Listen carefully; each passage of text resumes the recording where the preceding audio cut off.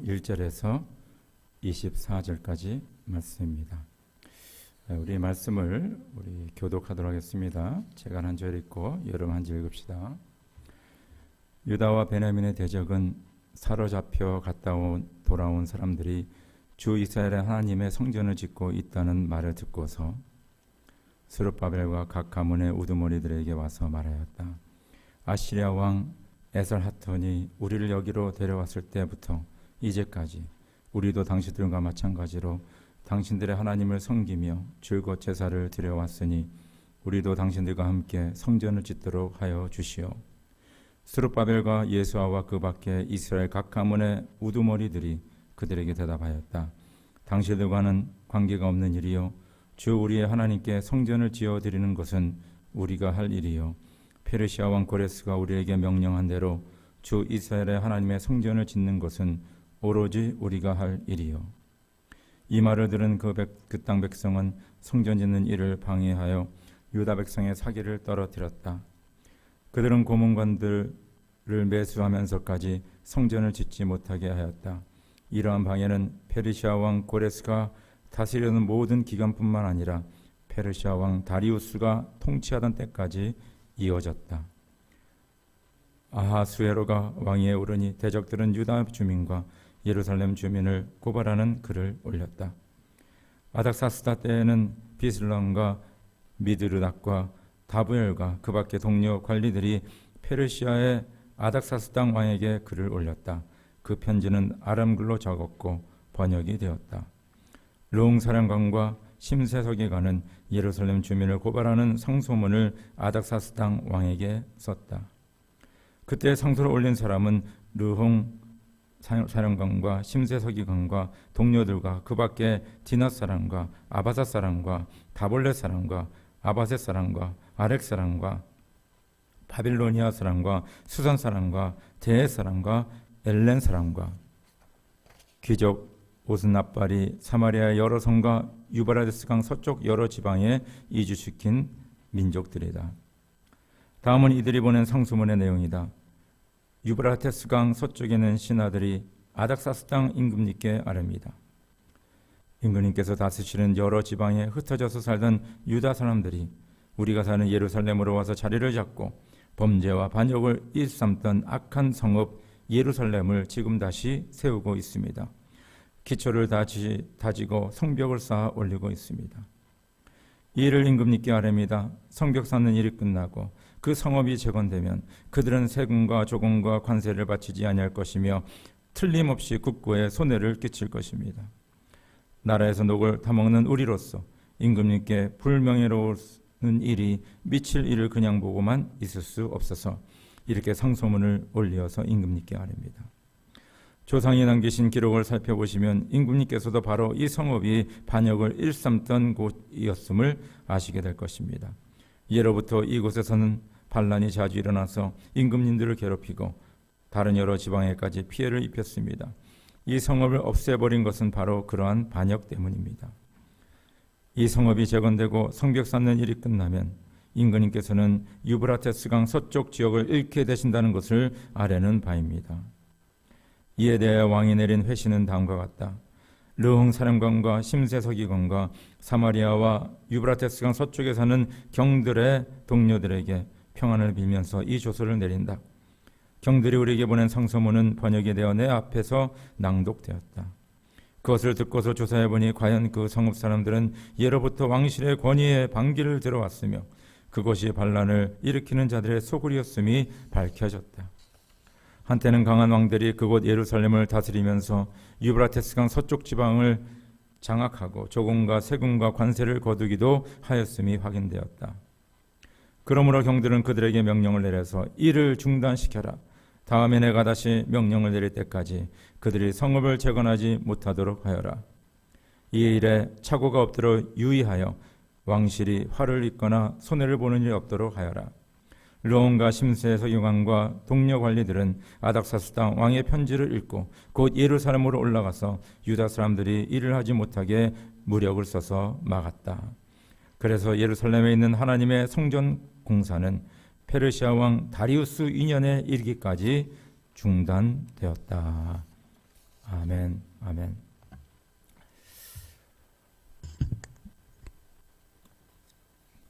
저희 교회는 이제 본당을 건축하기 위해서 준비하는 과정에 있습니다. 여러분들, 이 하나님의 성전 건축은 특권입니다. 이것은 아무나 하는 것이 아닙니다. 하나님의 성전 건축은 하나님이 허락하셔야 됩니다. 그리고 하나님께서 하나님의 사람을 세우십니다.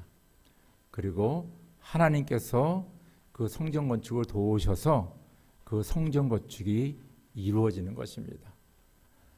뭐 내가 원해서 되는 것도 아니고 뭐 누가 하자 그래서 되는 것이 아닙니다. 하나님이 원해야지만이 성전 건축은 이루어집니다. 다윗은 그토록 성전 건축을 원했지만은 하나님께서는 그의 마음만 받으시고 성전 건축은 솔로몬이 이루었습니다.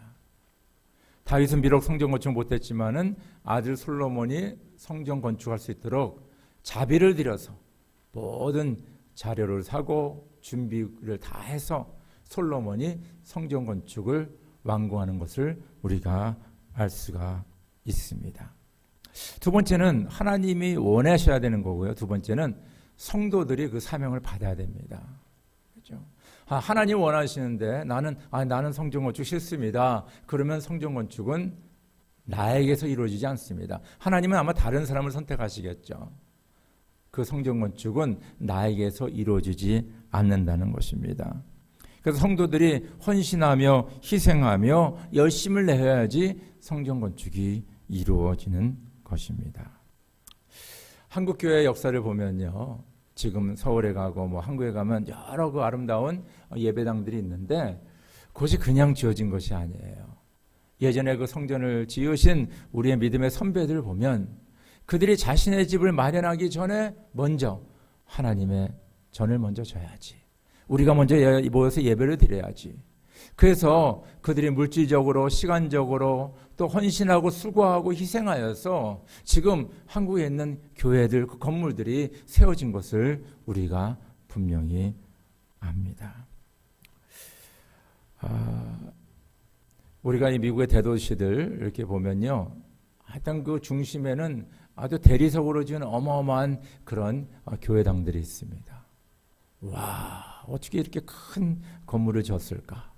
그리고 안에 들어가면요, 그냥 그 아주 귀한 나무들, 그 다음에 뭐 밑에는 대리석을 깔고 뭐 등등, 그리고 독일에서 수입한 그 엄청난 큰 그 파이프 오르간, 그거 보면서 그 당시 이 성전을 지을 적에 수많은 사람들이 기도하면서 또 많은 분들이 그 헌신하였기 때문에 이 건물이 지어진 것을 우리가 알 수 있습니다.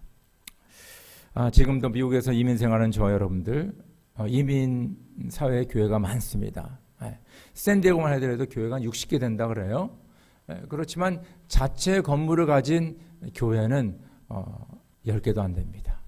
저희 교회도 얼마 전에 폴로마에 있는 교회를 우리가 팔았기 때문에, 매각했기 때문에 저희도 지금은 교회당이 없습니다. 앞으로 이곳에서, 그렇죠? 여기 미라메사 이 중심지에 저희가 이제 본당을 짓게 되는데 아마 그것이 우리의 그 예배 장소가 될 것이라 그렇게 믿습니다.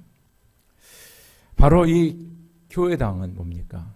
하나님을 예배하며 찬양하는 곳이요, 기도하는 곳이요, 바로 이곳이 주의 복음을 선포하는 복음의 전초기지가 되며 많은 영혼이 이곳에 찾아와서 예수를 믿고 구원받고 그리고 하나님의 일꾼들로 세워지는 것이 바로 교회인 것을 꼭 기억하시기 바랍니다. 성전 건축은 어떤 외모적인 것, 가시적인 어떤 성취가 아닙니다. 성전 건축은 우리 믿음의 고백입니다. 하나님을 향한 우리의 사랑의 고백입니다. 그리고 성도들의 헌신입니다. 희생입니다. 이것이 바로 성전 건축입니다. 시편 84편 10절에 주님의 집 뜰 안에서 지내는 하루가 다른 곳에서 지내는 첫날보다 낫기에 악인의 장막에서 살기보다는 하나님의 집 문지기로 있는 것이 더 좋습니다. 세상에 화려한 집들이 있고 진짜 이 별 5개, 그렇죠, 5성 호텔들이 있고 좋은 곳들이 많이 있지만은 그곳에 지내는 것보다 내가 주의 전에 지내는 그곳, 아니 세상에 어디서 떵떵거리며 사는 것보다 주님의 전에 문지기로 있는 것이 저는 더 행복합니다 하는 그런 간절한 마음과 주님을 향한 사랑과 그런 헌신으로 이루어지는 것이 바로 성전 건축입니다.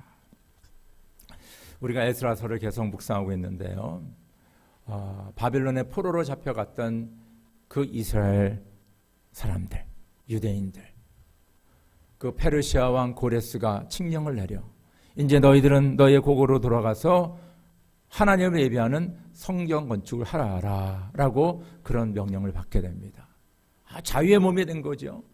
그래서 5만여 명의 그 유대인들이 그 바벨론에서 지금 페르시아가 됐지만은 한 70여 년 살다가 그 1세대들과 뭐 2세대들, 3세대들 합쳐서 5만여 명이 이제 예루살렘으로 돌아옵니다. 그래서 돌아와서 제일 처음에 한 것이 뭐냐면 하나님 앞에 번제단을 쌓고 그 성전터에서 번제단을 쌓고 예배를 드리고 그리고 얼마 후에 그들이 성전의 기초를 놓습니다. 파운데이션, 성전 지대를 쌓습니다. 그리고 오늘 4장 말씀을 보니까 이제 그들이 성전 건축을 시작합니다. 성전 건축을 시작합니다. 자, 이 유대인들이 와서 성전 건축을 시작하니까 그 예루살렘의 거민들, 그 사람들은 누구냐면요, 그 예전에 아수르 왕국에서 북이스라엘을 멸망시키고 그 북이스라엘에 있는 유대인들을 그 아수르 대제국의 여러 곳으로 분산시키고 그리고 다른 지역에 있는 이방인들을 그곳에 가서 살게 했어요. 그러니까 남아있던 유대인들과 이방에서 외국에서 온 사람들과 이렇게 혼합이 돼가지고 거기서 사람들이 살고 있었습니다. 그들이 바로 이 얘기를 듣고 그들을 찾아옵니다. 찾아와서 우리도 이 성전 건축하는데 동참하겠습니다 하는 이야기가 있고, 그 다음에 그 유대인 지도자들이 그들에게 아니요 우리만 하겠소라고 하니까 그때부터 이제 이들이 성전 건축을 방해하기 시작합니다. 우리가 성전 건축에 앞서서 3가지 질문을 꼭 하라 그랬죠. 왜 우리가 성전 건축을 해야 되는가? 그리고 어떤 성전을 건축하는가? What, why, what? 그 다음에 how, 어떻게 우리가 이 성전 건축을 할 것인가? 이 3 질문을 꼭 해야 된다 그랬습니다. 그리고 무엇보다도 성전 건축에 이루기 위해서는 한마음 한뜻이 돼야 된다. 왜냐하면 성전 건축하게 되면 꼭 방해 세력이 있거든요. 꼭 그걸 원치 않는 세력들이 있습니다. 그 세력을 물리치기 위해서는 우리가 이 3가지 질문을 꼭 해야 되고 확실한 답을 가지고 그리고 한마음 한뜻으로 성전 건축에 임해야 됩니다. 오늘 교환해 보시기 바랍니다. 첫 번째, 우리 성전을 건축하는 자, 우리 한번 말씀을 같이 한번 읽도록 하겠습니다. 시작. 유다와 베냐민의 대적은 사로잡혀 갔다가 돌아온 사람들이 주 이스라엘의 하나님의 성전을 짓고 있다는 말을 듣고서 스룹바벨과 각 가문의 우두머리들에게 와서 말하였다. 아시리아 왕 엘사핫돈이 우리를 여기로 데려왔을 때부터 이제까지 우리도 당신들과 마찬가지로 당신들의 하나님을 섬기며 줄곧 제사를 드려왔으니 우리도 당신들과 함께 성전을 짓도록 하여 주십시오. 스룹바벨과 예수아와 그 밖에 이스라엘 각 가문의 우두머리들이 그들에게 대답하였다. 당신들과는 관계가 없는 일이요 주 우리의 하나님께 성전을 지어드리는 것은 우리가 할 일이요 페르시아 왕 고레스가 우리에게 명령한 대로 주 이스라엘의 하나님의 성전을 짓는 것은 오로지 우리가 할 일이요. 그렇죠? 여러분들 성전을 건축하는 것은 아까 제가 말씀드린 것처럼 하나님의 뜻으로 이루어지는 것입니다.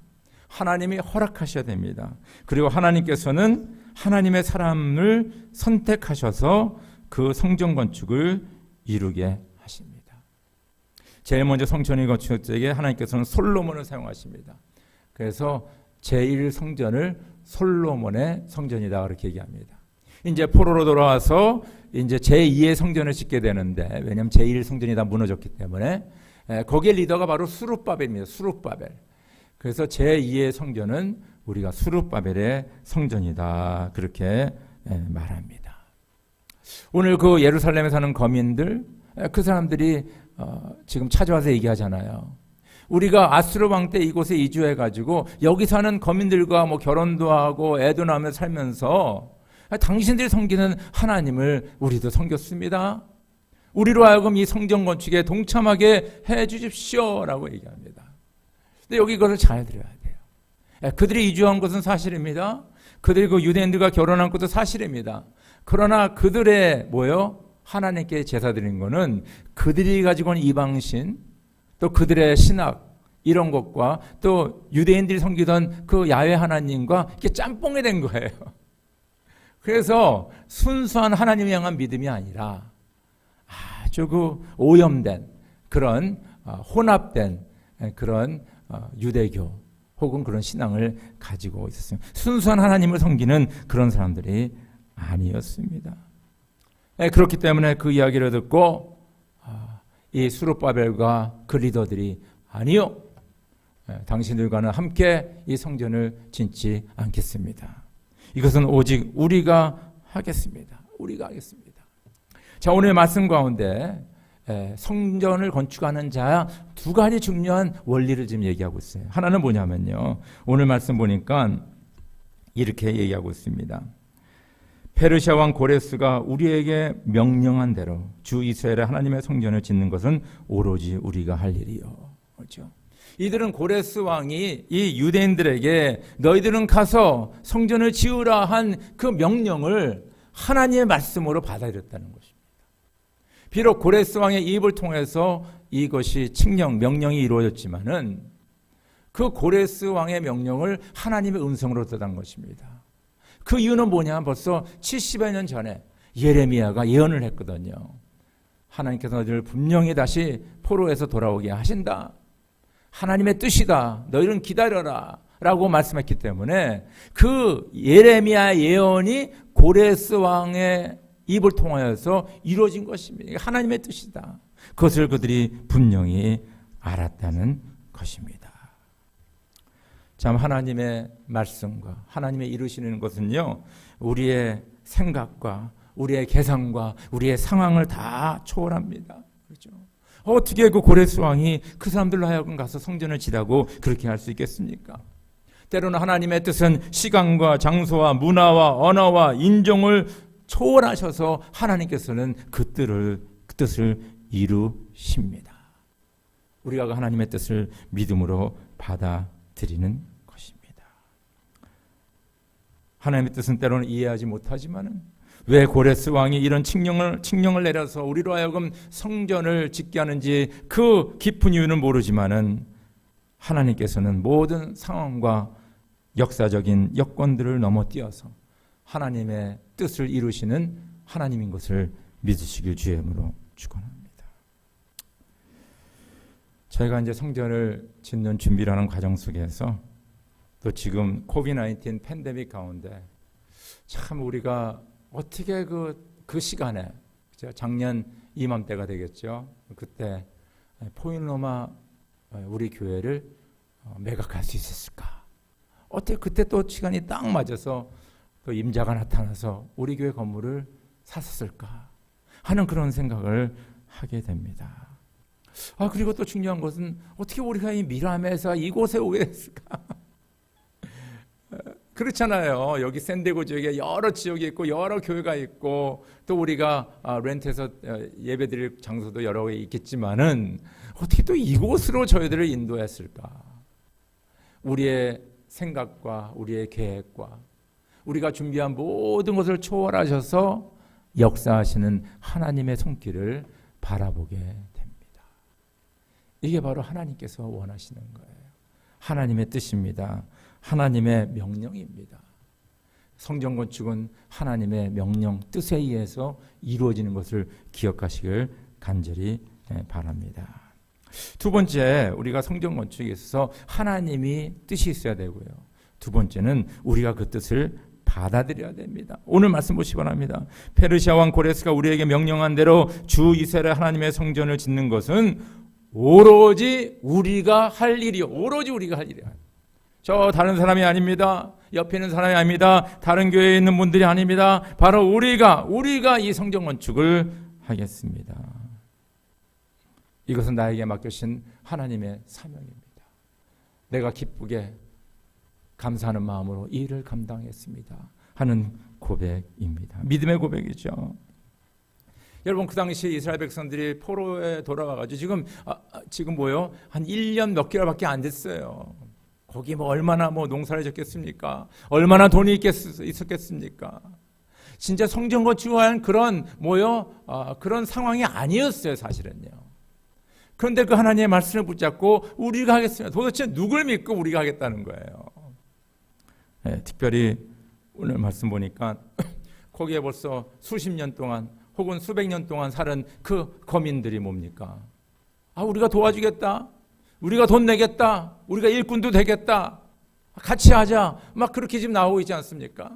그럼에도 불구하고 이 스룹바벨과 그 리더들은 아니요. 이것은 우리에게 맡겨진 일입니다. 우리가 해야 됩니다라고 고백하고 있습니다. 다른 사람의 도움 없이 우리가 헌신하여서 희생하여서 이 일을 감당하겠습니다. 여러분의 상황을 보면요, 돈도 없고 맨파워도 없는, 별로 가진 것이 없는 이 사람들이 무슨 마음으로 우리가 하겠다고 덤볐을까? 여기에 중요한 프린시플이 있어요. 그것은 뭐냐면 우리가 아니라 하나님이 도우셔서 한다는 것입니다. 하나님의 은혜예요. 성전 건축은요, 우리가 헌신하지만은 이것을 이루어 주신 분은 하나님이시고 하나님의 은혜로 성전 건축이 가능하다는 것을 믿으시길 주의 이름으로 축원합니다. 이것이 바로 성전을 건축하는 자의 믿음입니다. 하나님의 명령을 내 거로 받아들이고 바로 내가 헌신할 적에 하나님이 역사하셔서 이 일이 가능케 됩니다. 오늘 두 번째, 성전 건축을 방해하는 자가 있다 그랬어요. 우리 에스라 4장 4절 5절 읽읍시다. 시작. 이 말을 들은 그 땅 백성은 성전 짓는 일을 방해하여 유다 백성의 사기를 떨어뜨렸다. 그들은 고문관들을 매수하면서까지 성전을 짓지 못하게 하였다. 이러한 방해는 페르시아 왕 고레스가 다스리던 모든 기간뿐만 아니라 페르시아 왕 다리우스가 통치하던 때까지 이어졌다. 그렇죠. 자, 유대 지도자들이 뭡니까? 우리는 당신들과 함께 성전을 못 짓겠어. 우리가 하겠어라고 얘기하니까 이제 그 지역의 거민들, 특별히 사마리아인들이 삐졌습니다. 화났습니다. 그러면서 성전 건축을 방해합니다. 세상 말로 하면 내가 안 하면 너희도 못해. 아주 그냥 그런 심보지요. 아주 나쁜 심보입니다. 여기서 사마리아인들의 그들의 마음을 우리가 볼 수가 있어요. 여러분들 성전 건축을 뭡니까? 하나님을 위한 거라면 A라는 사람이 하나, B라는 사람이 하나, 어떤 그룹이 하나 상관이 없습니다. 그냥 하나님께 영광을 돌리는 거니까. 그런데 여기서 사마리아인들은 우리가 안 하면 너희도 못한다 하는 것은 뭐냐면 하나님께 그들이 초점이 되는 것이 아니라 이 성전을 건축을 통하여서 자신들의 입지를 강하게 하고 자신들의 나라를 세우고 정치적으로 경제적으로 더 뿌리를 내리고자 하는 그런 세속적인 마음이 그들 가운데 있었습니다. 성전 건축이 하나님을 예배하며 찬양하며, 그렇죠?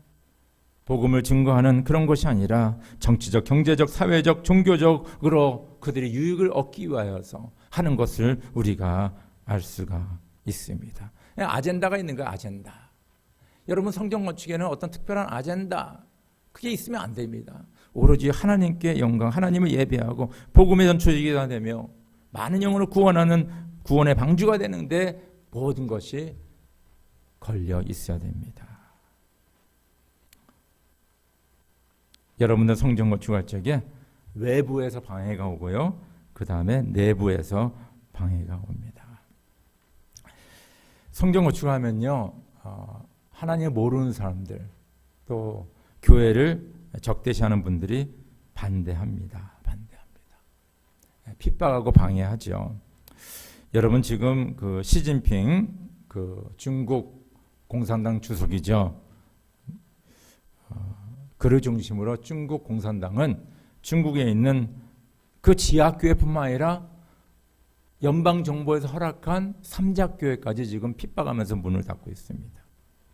선교사를 다 내쫓았어요. 목사들을 감옥에 집어넣습니다. 그리고 교회 건물을 공산당 사상교육 시설로 사용하기 시작합니다. 놀라운 일이죠. 외부에 지금 엄청난 핍박이 있는 거예요. 현재 미국의 여러 주에서는 코비드-19 때문에 교회당에서 예배를 실내에서 교회당 실내에서 예배를 드리는 것을 허락하지 않습니다. 특별히 캘리포니아 그렇죠. 그 이유는 이렇게 밀폐된 공간에 사람들이 모이면 코로나 바이러스가 전염이 된다. 상당히 과학적이고 타당한 조치라고 다들 동의합니다. 그래서 저희 교회도 그 캘리포니아 주 정부의 행정명령을 따르고 있습니다. 그런데 이 일로 인하여 각 교회들 또 성도들의 신앙생활에 대한 것이 그 인식이 조금씩 바뀌고 있어요. 예를 들어서 이거 온라인으로 예배드리니까 뭐 꼭 교회당이 필요 없네. 뭐 집에서 예배드리면 되지. 그런 생각들을 가지는 분들도 없지 않아 있습니다. 근데 여러분들 교회 역사 2000년을 보면요. 교회가 핍박이 있을 적에는 집에서 모이고 지하로 내려갔습니다. 그래서 교회 건물이 없었어요. 그래서 초대교회 한 300여 년은 교회 건물이 없었습니다. 다 집에서 모이고 그랬어요. 근데 종교의 자유가 생기고 마음껏 예배할 수 있을 때는 교회는 교회당을 쳤습니다. 그리고 교회당에 모여서 하나님을 예배하며 찬양. 교회당 자체가 교회는 아니고요. 그러나 모임의 장소를 만들어서 예배를 드렸습니다. 그렇게 지금 2000년의 교회 역사가 이루어진 것을 알 수가 있습니다. 그래서 그 교회당을 통해서 우리가 하나님께 예배하고 성도들이 함께 교제하고 또 교육시키고 봉사하고 또 복음을 전파하는 선교사역, 전도사역을 그것을 통하여서 하였습니다. 이게 교회 역사죠.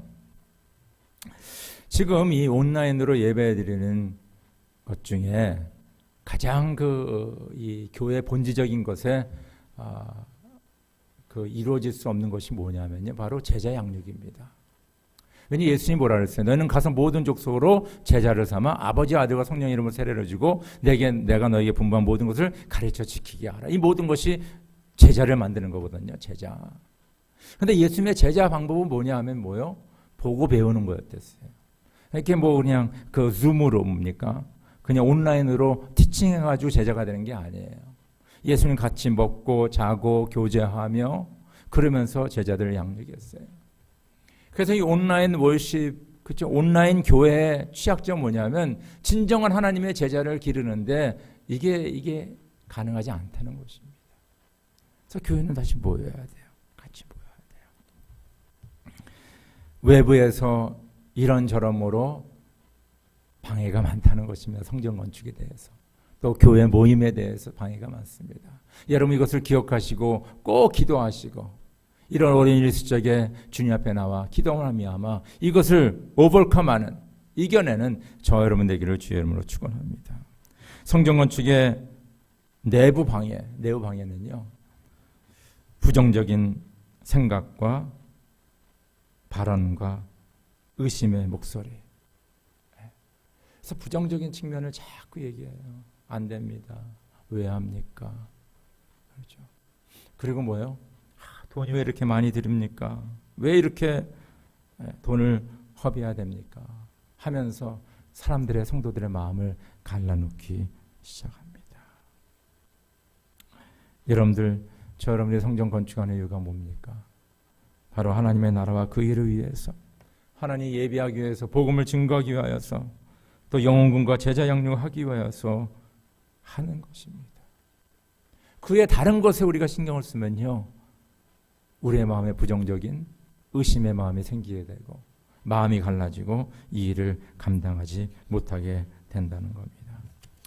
간절히 바라옵기는 뭡니까? 성전 건축을 방해하는 세력, 방해하는 자가 되는 것이 아니라 하나님을 예배하는 성전 건축에 동참하는 자들이 되기를 주의 이름으로 축원합니다. 세 번째는 뭡니까? 성전 건축에는 많은 도전이 따르게 되어 있습니다. 얼마 전 터키 정부에서 이스탄불에 소재한 그 소피아 성당, 이거 유명한 성당입니다. 여러분들 이스탄불 다녀오신 분은 알겠지만은 세계 불가사의 중에 하나죠. 그것이 주후 537년에 저스티니안 황제로 하여금 지어진 성전입니다. 이건 대단하죠. 그래서 1500년이 지난 거니까. 근데 그것을 이제 그 터키가 예전에는 크리스천 나라였는데 소아시아 사도 바울이 막 복음 전하고 교회 세운 그곳인데 그곳이 그 오토만 제국에 의해서 점령되고 오토만 제국이 형성되고 그때서부터 지금까지 무슬림 나라, 이슬람을 섬기는 나라가 된 것을 우리가 알 수가 있습니다. 그 전까지는 그 소피아 성당을 하나의 박물관으로 사용했는데 이번에 터키 정부에서 얼마 전에 이제 박물관이 아니라 이제는 이슬람 사원으로 바꿔서 이제 이슬람 신도들이 가서 그곳에서 알라신을 섬기는 그런 그들의 예배 장소가 되어야 한다라고 아주 명령을 내렸어요. 그래서 지금 그렇게 바뀌었습니다. 놀라운 일이죠. 저는 하나님의 예배 장소가 이런 이슬람 사원이나 박물관이나 혹은 학교나 때로는 쇼핑센터나 결혼식장으로 바뀌는 것을 보면서 너무너무 안타까워요. 너무 안타깝잖아요. 저를 하나님의 예배하기 위해서 이렇게 만들었는데 왜 저런 일이 일어날까? 그렇죠? 오늘 말씀 보니까 뭡니까? 이스라엘 백성들이 그 사마리아인과 그 거주하는 그 거민들의 그 제안을 뭡니까? 받아들이지 않고 우리가 성전 짓겠다니까 이 사람들이 이제 뭡니까? 페르시아 그 왕에게 상소문을 보내기 시작합니다. 그래서 거짓말을 많이 쓰는 거죠. 예를 들어 여기 중요한 게 뭐냐면 이스라엘 백성은 성전을 건축하고 있는데 이 사람들은 상소문에 어떻게 쓰냐 하면 이 사람들은 지금 예루살렘 성을 건축하고 있습니다. 지금 성벽이 막 올라오고 있습니다. 조금 있으면 나라가 생깁니다. 이런 식으로 지금 막 얘기하는 거예요. 그러면서 페르시아 왕국의 관리들에게 막 돈을 주고 매수하면서 지금 막 거짓 상소문을 올리는 거예요. 지금 현대 말로 말하면 페이크 뉴스.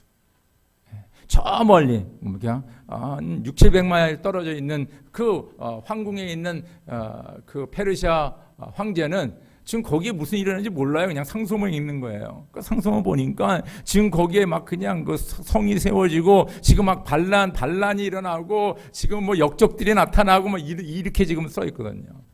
그러니까 기겁을 하지 않습니까? 빨리 그 공사를 중단시켜라. 오늘 에스라 4장 11절 16절 한번 같이 읽읍시다. 여기 자세히 써 있습니다. 시작. 다음은 이들이 보낸 상소문의 내용이다. 유브라테스 강 서쪽에 있는 신하들이 아닥사스 땅 임금님께 아뢰입니다. 임금님께서 다스리는 여러 지방에 흩어져서 살던 유다 사람들이 우리가 사는 예루살렘으로 와서 자리를 잡고 범죄와 반역을 일삼던 악한 성읍 예루살렘을 지금 다시 세우고 있습니다. 성읍을 다시 세운다는 거예요. 기초를 다시 다지고 성벽을 쌓아 올리고 있습니다. 이 일을 임금님께 아뢰입니다. 성벽 쌓는 일이 끝나고 그 성읍이 재건되면 그들은 세금과 조공과 관세를 바치지 않을 것이며 틀림없이 국고에 손해를 끼칠 것이고 경제적으로 손실이 나간다는 거죠. 나라에서 녹을 타먹는 우리로서 임금님께 불명예스러운 일이 미칠 일을 그냥 보고만 있을 수 없어서 이렇게 상소문을 올리어서 임금님께 아뢰입니다. 조상이 남기신 기록들을 살펴보시면 임금님께서도 바로 이 성읍이 반역을 일삼던 곳이었음을 아시게 될 것입니다. 예로부터 이곳에서는 반란이 자주 일어나서 임금님들을 괴롭히고 다른 여러 지방에까지 피해를 입혔습니다. 이 성을 없애버린 것은 바로 그러한 반역 때문입니다. 이 성읍이 재건되고 성벽이 쌓는 일이 끝나면 임금님께서는 유브라테스 강 서쪽 지역을 잃게 되신다는 것을 아뢰는 바입니다. 여러분, 이런 상소문을 받고 가만히 있을 왕이 어디 있습니까? 그래서 공사를 스톱시킵니다. 이 일로 인해서 성전 건축은 16년간 스탑이 됩니다. 저는 이 말씀을 읽으면서 많은 것을 생각하게 됐어요.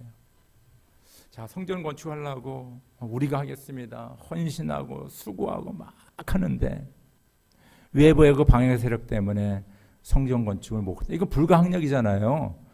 그 페르시아 왕이 못 하지 말라고 딱 명령을 했으니까 이거는 할 수가 없는 것입니다. 그러면 이런 어려운 상황 속에 닥칠 적에 우리는 어떻게 해야 되느냐? 그렇죠? 우리가 지금 코비드-19 때문에 지금 흩어져서 예배를 드리고 있지 않습니까? 이럴 적에 우리는 어떻게 해야 되느냐? 만약에 성전 건축이 시작되는데 갑자기 그 일이 지연된다면, 계속 못한다면 우리는 어떻게 할 것인가? 우리는 어떻게 우리의 신앙을 계속 지키면서 성전 건축을 이루어 나갈 것인가? 라는 그런 질문을 우리가 해봅니다. 제가 히브리서에 있는 말씀 몇 군데 읽겠습니다. 이 사람들은 모두 믿음을 따라 살다가 죽었습니다.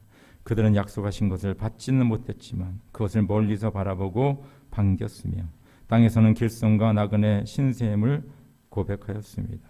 이런 말을 하는 사람들은 자기네가 고향을 찾고 있다는 것을 나타내는 것입니다.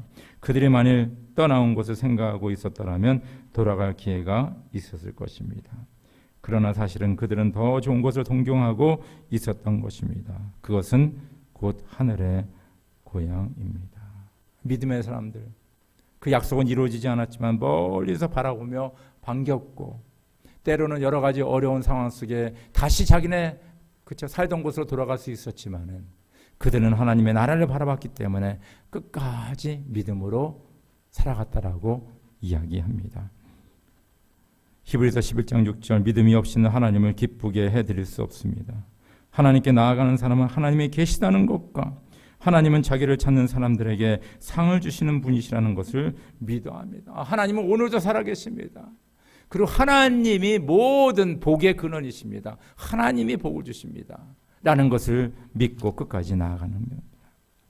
히브리서 11장 1절 2절, 믿음은 바라는 것들의 확신이요 보이지 않는 것들의 증거입니다. 선조들은 이 믿음으로 살았기 때문에 훌륭한 사람으로 증언되었습니다. 여러분, 진정 성전 건축이 지연되고 방해 세력 때문에 모든 일을 할 수 없을 적에, 아니 코비드-19 때문에 우리가 더 이상 예전처럼 신앙생활을 할 수 없을 이 마당에 우리는 어떻게 해야 되냐 이겁니까? 그것은 다름이 아니라 바로 하나님에 대한 믿음과 신뢰입니다. 하나님은 살아계시고, 하나님은 오늘도 우리와 함께 하시고, 하나님은 신실하시고 좋으신 분이시고, 하나님 우리에게 복을 내시는 하나님인 것을 우리가 분명히 믿어야 됩니다.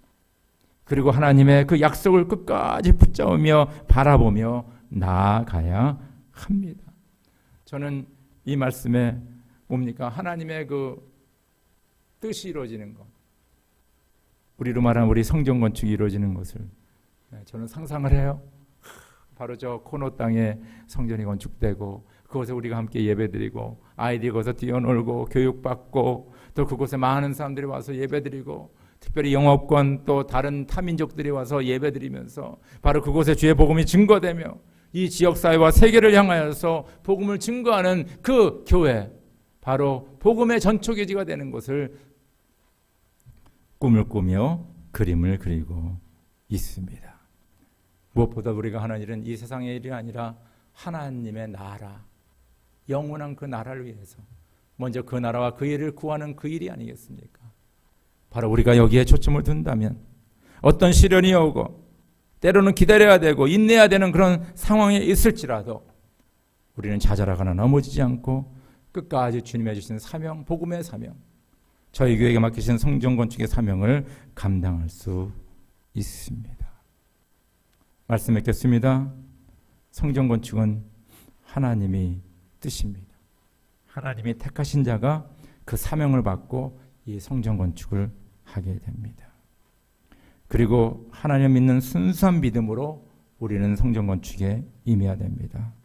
때로는 어떤 어려움이 있을지라도 상황이 너무 안 좋더라도 우리는 주님을 믿고 끝까지 나아가며 주님만 바라보고 꿈을 꾸며 나아갈 적에 하나님의 뜻이 분명히 이루어집니다. 하나님의 귀한 성전 건축에 동참하여 하나님의 놀라운 은혜와 복을 받는 저 여러분이 되기를 주의 이름으로 축원합니다.